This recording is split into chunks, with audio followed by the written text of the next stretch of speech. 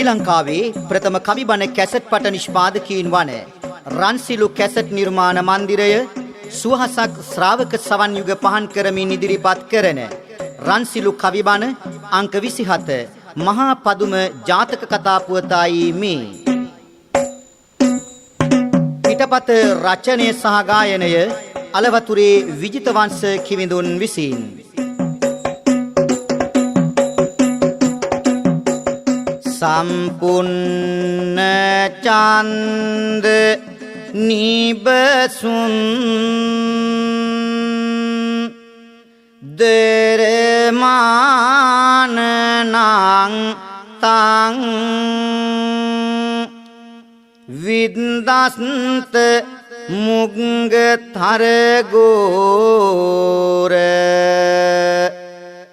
බ්‍රහාරි මාරං ධම්මෝඝ ගාත කිලකිම් බිසදල්හ ධම්මං සද්දාය බුද්ධ මසමං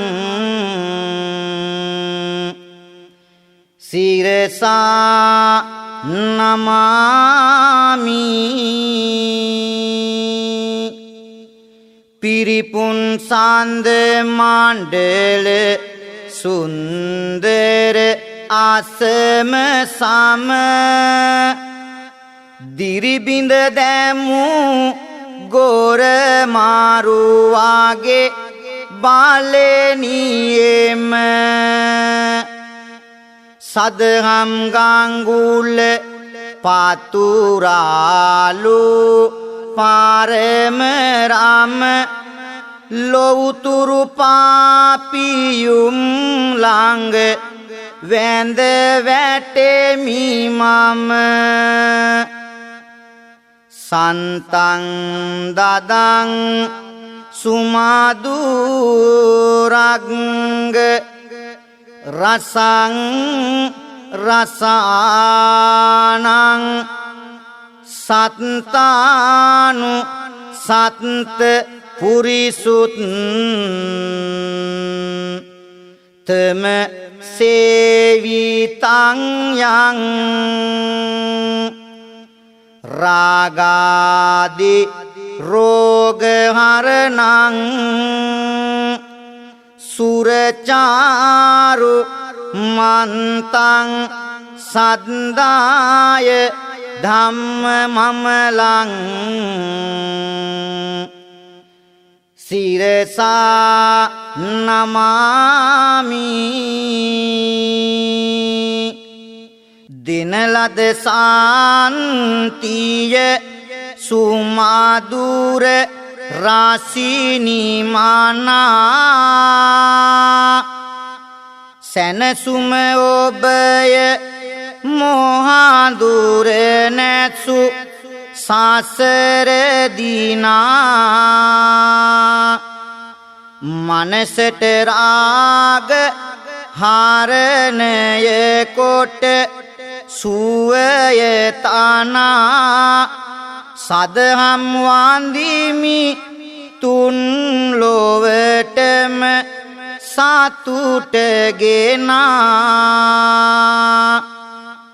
සාරං ජිනත්‍රජ මනුත් තර පුඤ්ඤ කෙත්තං බ්‍රහ්මාමරාදි මහිතං දුරිතං හරන්තං සික්ඛත්යාභරණ බුසි තමුත්තරන්තං සද්දාය සංගමනගං සිරසා නමාමි සරුකෙත පින්වා පුල උත්තම ගුණෙනි යුතු නියමිත දහම් මාග වැඩි පුද ලැබිය යුතු සිල් ගුණ බාරන සමුදායකි නිතර සතු නමදිමි සංගරුවන සැම දෙන වැඳිය යුතු සම්බුදු හිමිට නින්දා කරන අටියෙනි චින්චාමානවි ධර්මිටිය බාඳිමිනි දෙව්රම් දම් සබය වෙත පෙරදි පැමිණුනි ගිනිදැල් නැගී ඇය නරකයෙහි ඉපදුනි ඒ ආවමන් කළ පුවත කියන්නේ එහිම අතීතය දැන් පවසන්නේ භවයෙන් වැසියේ තොරතුරු එන්නේ මහා පදුම ජාතකය අසන්නේ බම්බදාත්න මහරජු සුවයේනි සතුටිනි දස රාජදහමින් වරණැස කරමිනි රජ කරනා සඳ සොම්නස වඩමිනි නිරිඳුට දාවි කුමරෙකු ඉපදුනි ඒ ගැන මැදුරේම සොඳුරු කතාය මව්පිය නෑද සතුට පතාය නම් තැබුවේ මනවින්ම සිතාය ඒ පළවෙනියා පදුම පුතාය මේ පදුම කුමාරයා ඉපදී ටික කලක් යන විට රාජමාලිගාවේ වේදනාත්මක සිදුවීමක් සිදුවෙනවා එනම් පදුම කුමාරයා කුඩා කාලයේදීම ඔහුගේ මව මිය යනවා ඉන්පසු කුමක්ද ඒ රාජමාලිගාවේ සිදුවන්නේ රජ සැප සෑම විටම නොසිඳී පවතිනවා කුමරුන් පදුම හොඳ හැටි ඇති දැඩි වෙනවා සතුටද ආසතුටද මුසු කිසිවක් වෙනවා පිය රජු වෙනත් බිසවක් අරගෙන එනවා පුතුයේ පිළිබඳව නොමැතිය විමසන්නේ ඒකාලම සොරබියක් අසලක හටගන්නේ එය සංසිඳුවන්න පිය රාජු පිට වෙන්නේ සුළුමව බලා ගන්නයි රාජු අනදුන්නේ පාවාදීනුවර පුතුහට පිට වෙනවා සොරබිය නවත්වා රජුවා පසු එනවා කඳවුරු බැඳ අතර මග දැන් පසු වෙනවා ඒ බව වාසලට නිරතුරු සැලවෙනවා සුළු මව බලාගන්නයි මට අනදුන්නේ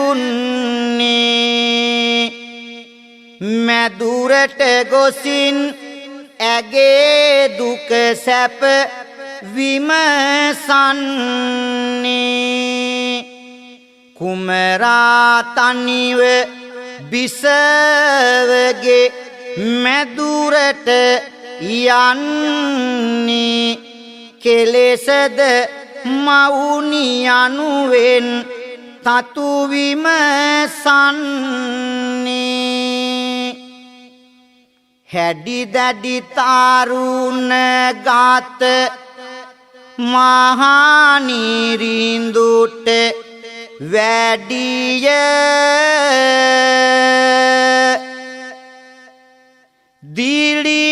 දිලිසෙනනෙත් සංගල රූමත් කම වැඩිය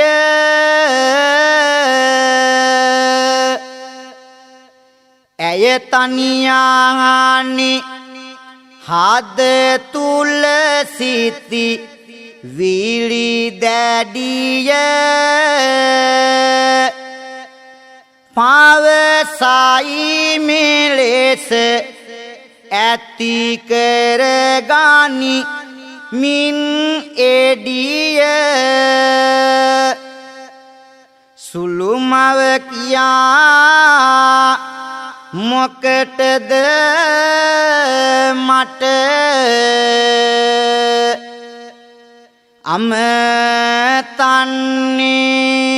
අමතන්නේ ඔබ එන තුරා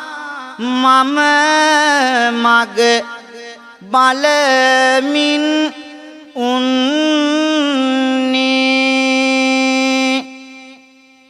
මේ සිරියානේ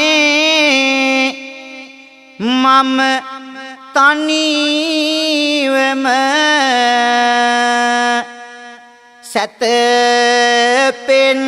සැතපෙන්නේ එනු මැන ළඟට මා උණුසුම් කරමින්නේ දැසට තරුණ සියෝ ළඟ යයි මහද දවා මට සතුටක් ය තනිවම හමුවීම පවා කිසිවෙකු නොදත් මේ මොහොතෙහි රසය පොවා සුළු මව නොකිය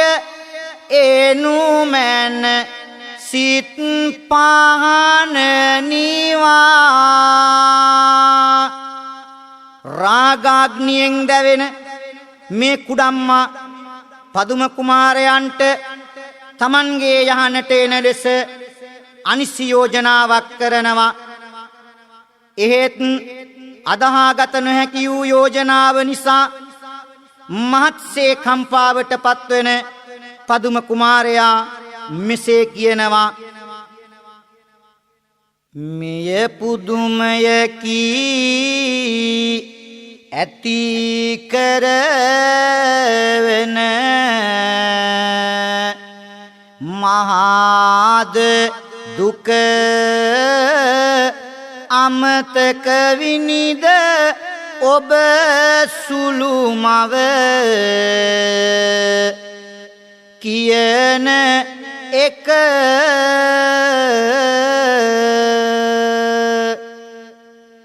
මා සිත තුල තිබේ යහගුණ දහම රැක එය සිඳලිය නොහැක ඒ ගැන නොමැත සැක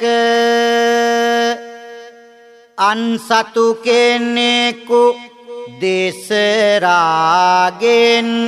කුමට බලා සන්තානය ඔබේ පාපෙන් කිලිටි වෙලා කැඳ වූ හැටි පියාණන් නැති මොහොත බාලා පිටවෙමි යාලි නොඑමි ඔබගේ මුහුණ බලා අකමැති වුණොත් මගේ අදහස සිතින් හිමි අතහැර දමන්නේ දඬුවම් දෙවන්නෙමි පියතුම ආවිගස ඔහුහට කියන්නෙමි නොවුනොත් කැමති හිස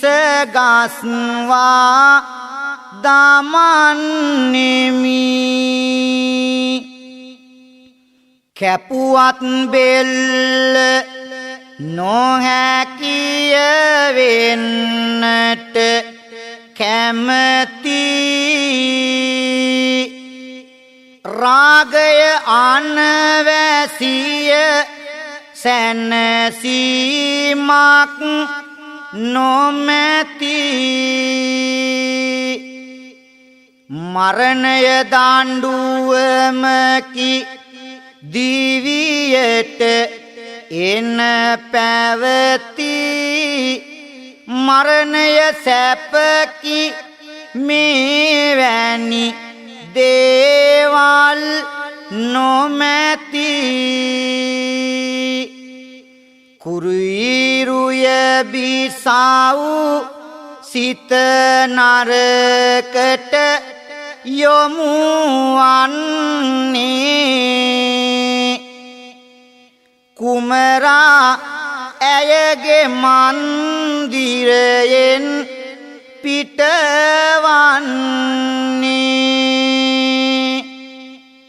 හිටපන් උඹට දඬුවම් දෙමි සිතමින්නේ අමුතුම දෙයකටයි ඇය දැන් සැරසෙන්නේ රාගය නොසන් සිඳී වෛරෙට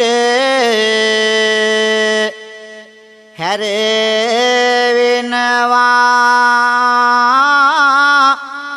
කුමරුන් වැරදිකරු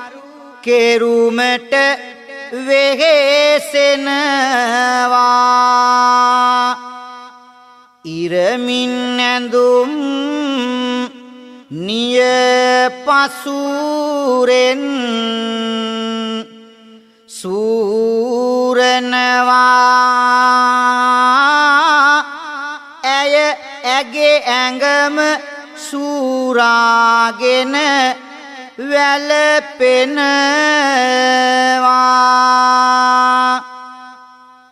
බොරුවට හඬන්නේ බොරුවට ලෙඩවන්නේ යහනෙහි සිටින්නේ කාඳුලැලි වගුරන්නේ රාගෙන් දැවෙන්නි පාලිගන් නට යන්නි කාටත් කියන්නි රාජු එන තුරු ඉන්නි බොරු ලෙඩ ආරන් ඒය කාටත් හංගවනවා මහරජු එන තුරා හඬමින් පසු වෙනවා දේවිය දකින්නට පෙර මහරජු එනවා හැරිලා මුනින් ඉකි බිඳිමින් වැළපෙනවා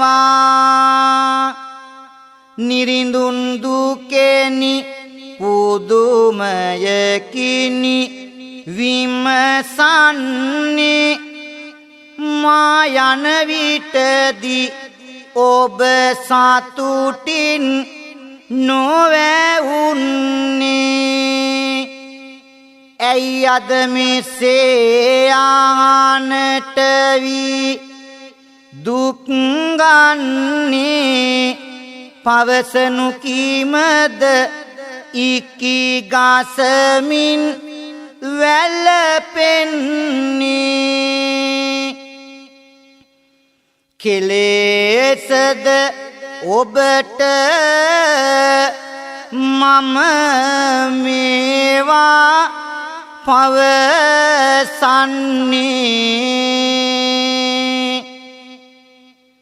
මම ඔබ නිසාවෙන්මයි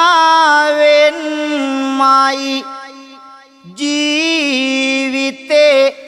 දුන්නේ මා රැක ගන්න ඔබේ පුතුටයි පවරන්නේ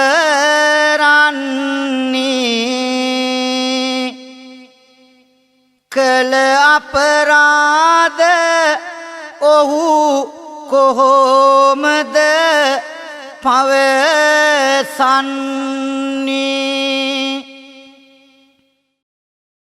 කවුරුත් නැති වෙලේ ඔහු තනි වම ආවා ඔහු හා යහන් ගත වෙමු යැයි මට කීවා පතිදම් රකින මා ඔහු හට බැකීවා ඉන් පසු කෝපයෙන් කළ කරදර මේවා අල්ලා මගේ කෙස් වැටියෙන් පෙරලාන මට ගසමින් කළා සිරීමද මූණ කම්පා වෙලා ඇති දැනටත් රජදාන ඕකා අල්ලලා හිසගස් සනු ඕන මොනවා ඔහු කළේ නරකකි ඔබට මට අල්ලමිවාහා දාණ්ඩුවම් දෙමි කොළුවතාට සුළුමවකට අනිසි කරදර කරනවාට හිස ගැත්සීම හොඳ වැඩි බව සිතෙයි මට නඩුවක් නොවිමසා සිය පුතු කැඳවෙනවා පිටිතල හායා අත් බැඳ රාජු අන දෙනවා අර උසගල්ලට මොහුගෙන යා යුතු වෙනවා පෙරලා එයින් මාරවනු යැයි පවසනවා තම දේවියගේ බොරු වචන කිසිම විමසීමක් නැතිව පිළිගන්නා මේ රජතුමා නඩුවක් අහන්නේවත් නැතිව එදා තම පුත් කුමාරයාව සොරුන් හෙලා මරණ මහා ගල් පර්වතය මුදුනෙන් හෙලා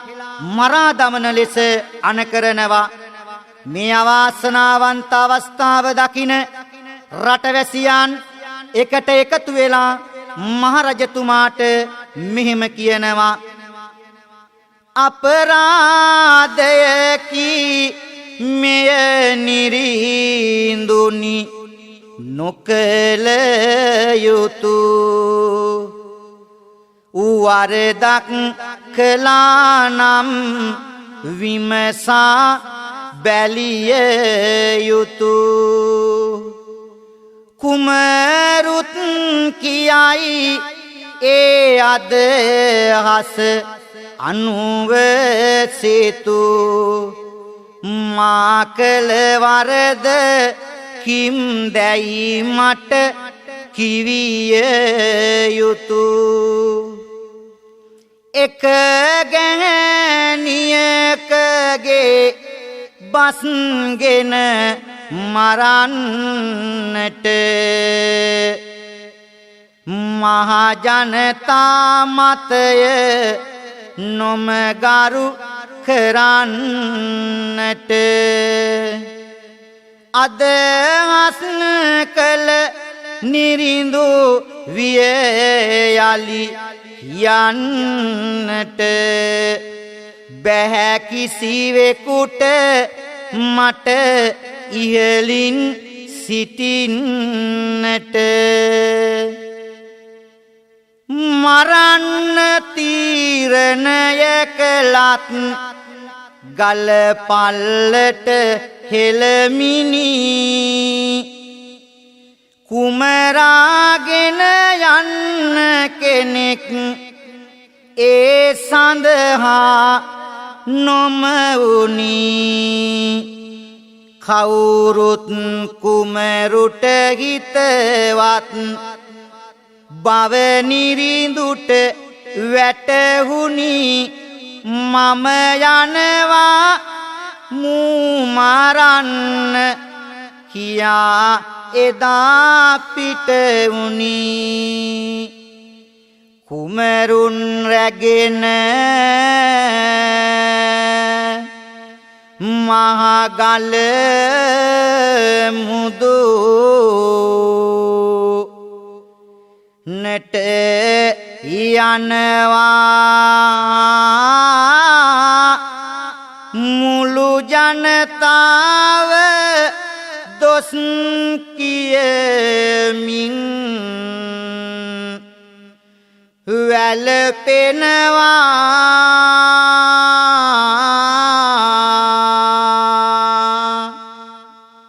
කුමරා පදුම ගල මුදුනට ගෙන යනවා පිය රජු එදා පුතු පහලට පෙරලනවා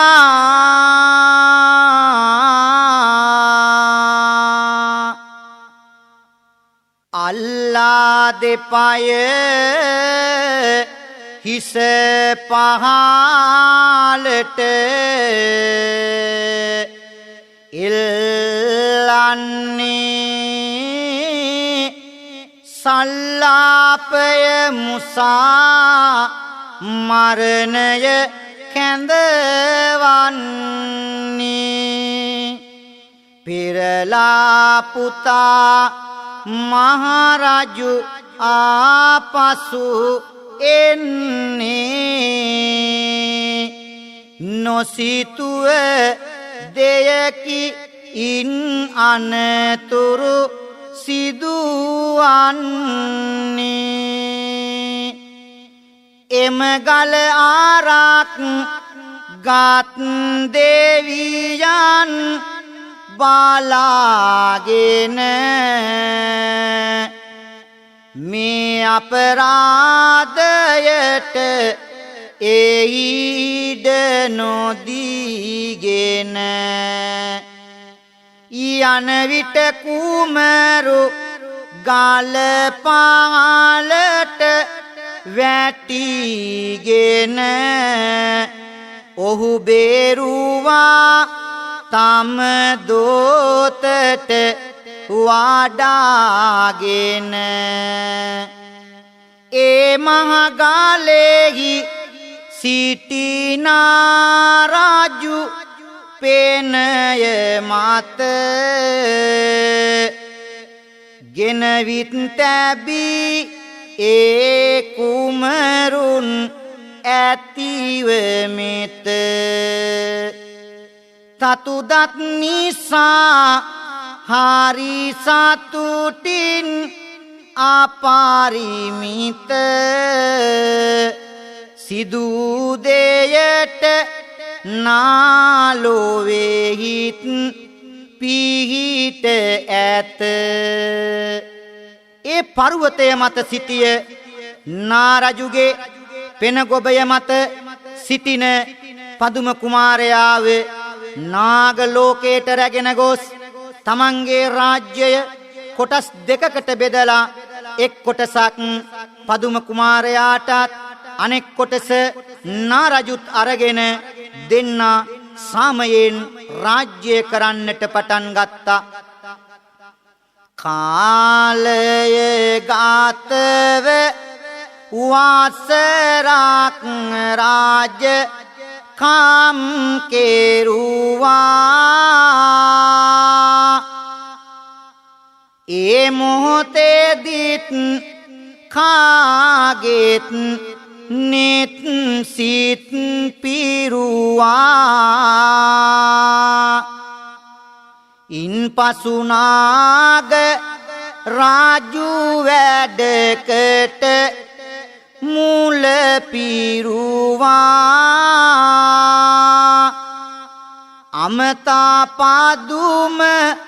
කුමරුට තේරුම් කෙරුවා ඔබ මිනිසෙක්ය කිම මෙහි සිට හැමදාම දිනයක ලැබිය යුතුමයි ඔබ සැනසීම එබැවින් හැකිය මට එහි ගොස් ඇරලීම මනුලොව කොතැනකද කිව මැන හොඳ තාම මිනිසුන් අතර නොමිනිස්කම් රාජ්‍ය යනවා පවුමල බැඳී යාගුණදම් දුරලනවා මනුලොව නිසංසල තැනකට මායනවා හිමාලය හොඳයි කුමරා පවසනවා හිමවත නිසල තාපස ගති වඩා ඇත පැවිදිව කුමරෝ දැහැනට ලං වෙලා ඇත සිතකට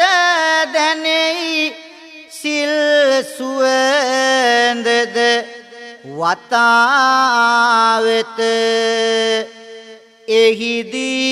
කිසිම කරදරයක් උනේ නැත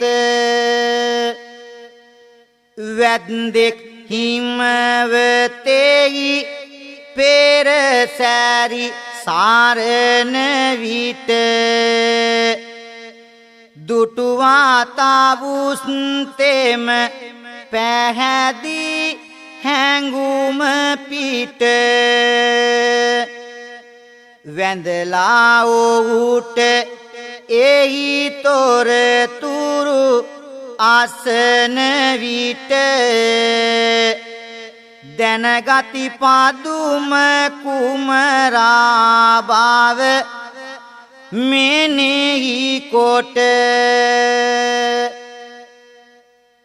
වැද්දා නගරයට විත් රාජු හමු වෙනවා කුමරුන් පදුම ගැන තොරතුරු පවසනවා මේ වන විට නිරිඳු ඇත්තද හඳුනනවා ඉවසාගත නොහැකි සෝකෙන් වැළපෙනවා වනයට ගියා සේනා පිරි වාරාගෙන සැනසුම ලබන පුතු හමුවන නියාවෙන දුටුවා පුතා සැනසෙනු භාවනාවෙන ඇඬුවා පියා පෙර පුතු ළඟ වැටිගෙන නොකැමති පවට පිරිසිදු පුත නුවණු මාගේ දැන් පැහැදිලි මා සිදු කළ වරද මාගේ රැවටි සුළු මාවගේ වදනට දැමුව රංගේ සිහිවෙන විට හදද වාවනු බැරිය මගේ මින් පසු ඉඩ නොදෙමි කිසි ගැහැටක් වන්න පුළුවනි නුඹ මගේ පනමින් රැකගන්න අදහස් කරමි මගේ රාජකම පවරන්න එනුමැන පුතේ අපහා නගරෙට යන්න කුමටද සිනාහ කඳුලැලි රැඳි බොල්ලඳ උපා අමනාපයක් මා ගැන ඇති වෙන්න එපා පස්කම් සැපත ළඟ නිම නැති කුමට දපා මෙතනින් යන්න මට මහරජ පදවියේ පා කොක්ක කිබිලි ඇමුණු පස්කම් සැපත මම එය හැර දැමුවෙමි නොගිලිමි නැවත කුමටද කඳුළු ඇති තැන සිනා හව පැවත දැන් බන කතාවකි මගේ ජීවන පුවත නිරිඳුන් අඬ අඬා ආපසු පැමිණෙනවා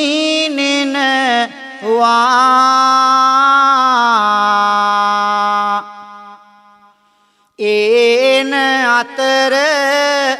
අර මහගල හමු වෙනවා කවුරුන් නිසා හෙළුවේද ඔහු විමසනවා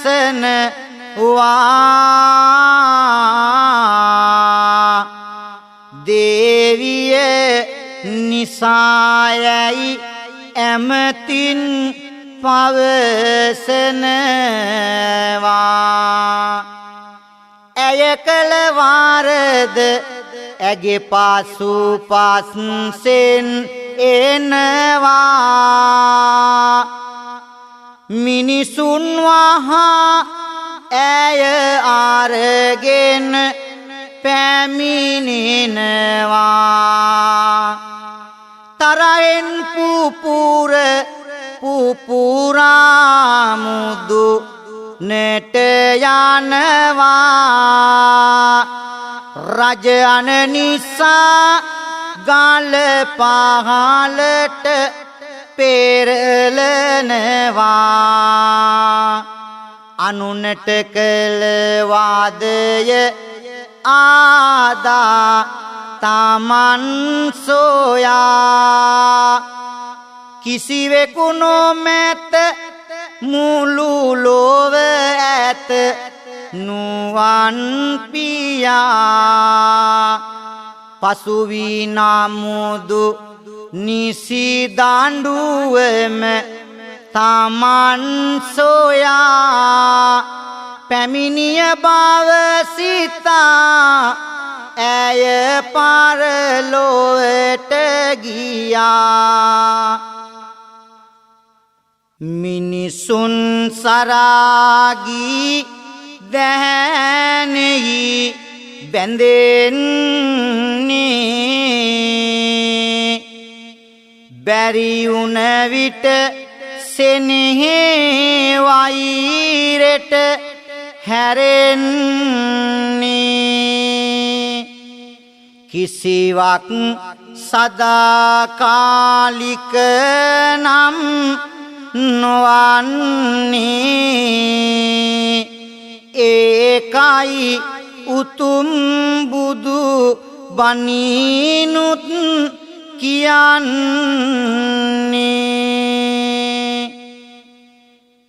දහම් මගෙහි මනස රැඳේවා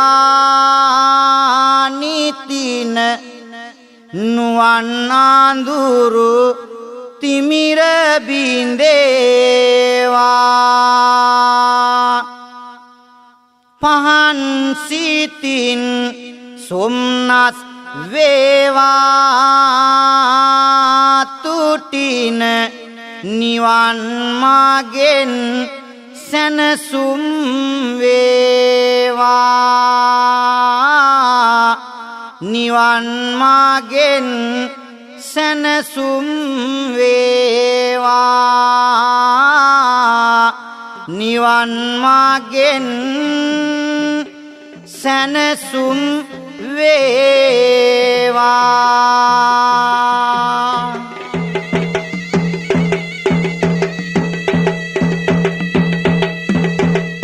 ශ්‍රී ලංකාවේ ප්‍රථම කවි බණ කැසට් පට නිෂ්පාදකීන් වන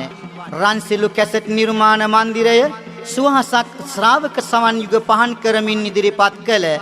රන්සිලු කවිබණ අංක 27 මහා පදුම ජාතක කතා පුවතයි ඒ අවසන් වූයේ.